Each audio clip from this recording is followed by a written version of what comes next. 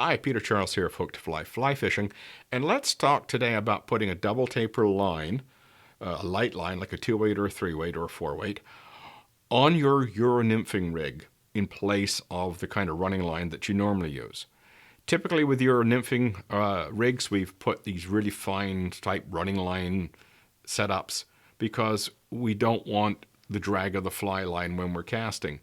Well, I found when I was out with either the 2-weight I've got here or my NRX 4-weight, I didn't like having any of that line out of the guides, even though it's really skinny and really light. I prefer just leader. So I just made my leaders longer, which meant all that fly line was on the reel. So it didn't matter.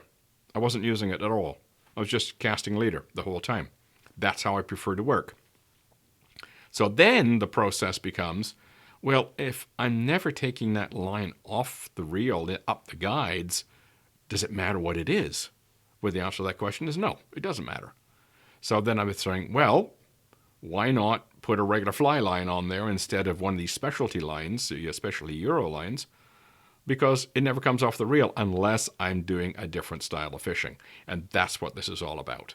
If you want to go out with your Euro Nymphing rod and your Euro Nymphing leader and you're going to fish nymphs, and all of a sudden the hatch comes off, well, you can still fish nymphs, but wouldn't it be more fun to take the Euro Nymphing leader off, put on a dry fly leader, and go fishing with the dries, even if you're using a 10-foot rod? Of course. I mean, that's what I'll do. So this gives me the ability. I don't have to change spools or reels while the hatch is going on. I just have to remove my Euro Nymphing leader, put on a dry fly leader, tie on a dry fly, and go fishing. So then the next question is, why double taper over a weight forward? Well, I always found that double taper lines are more consistent in the cast when you're trying to shoot a predictable amount of line with a predictable amount of force. The problem I find with weight forward lines when the rear taper gets up into the guides, so you've got running line in your hand, and you strip that running line in, and now you're making a cast with the dry fly. There's a problem sometimes it just goes out with a little bit too much force and you get a recoil coming back. Double tapers, you don't get that as much because the mass being pulled out of the water. There's a lot of mass in the line. It's not running line, it's belly. So when you're casting, it expends the energy more smoothly. You get a more smoother turnover. You're less likely to get that recoiling coming back. And when you're fishing with a 10-foot rod, you need every edge you can get to maintain your accuracy. I think it's less of a problem with a 7-foot or 7.5-foot, my 7.5-foot 3-weight NRX. I don't have to worry about this as much. But with a 10-foot rod, it's easy to overpower the cast, easy to fire it out there and have it bouncing back, especially if the rear taper is well up the guides and you're shooting running line. You can get into some accuracy problems.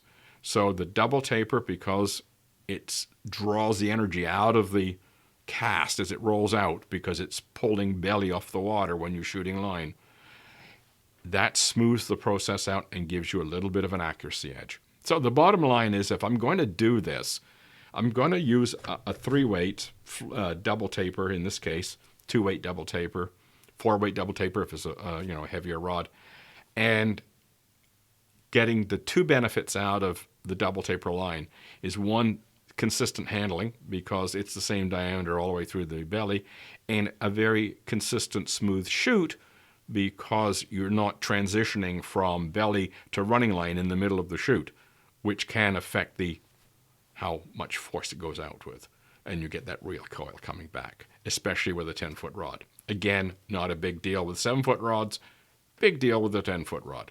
So if you're transitioning your Euro Nymphing rig to dry fly fishing or even wet fly fishing, and you want smooth casting, you're better off with a double taper over normal trout distances, up to 50 feet.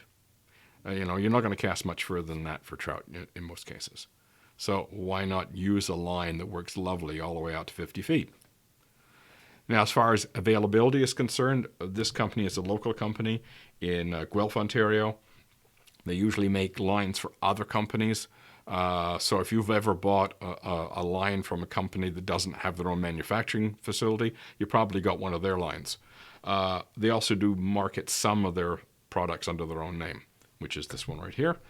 Also, Scientific Anglers, Rio definitely has them. I think Airflow in the UK has them. There's other UK companies that have double tapers. I haven't checked Cortland, but probably Cortland does too. And Orvis owns Scientific Anglers, so I'm sure they have some as well. So they're still out there. They're still available. They're just a little harder to find. But double tapers are excellent for that medium range where you're going 30 to 50 feet for trout, and you want casting accuracy. And with a 10-foot rod, you need every edge you can get for accuracy, because the longer the rod, the less accurate it is. So keep that in mind if you want to flip from Euro to some other form of fly fishing.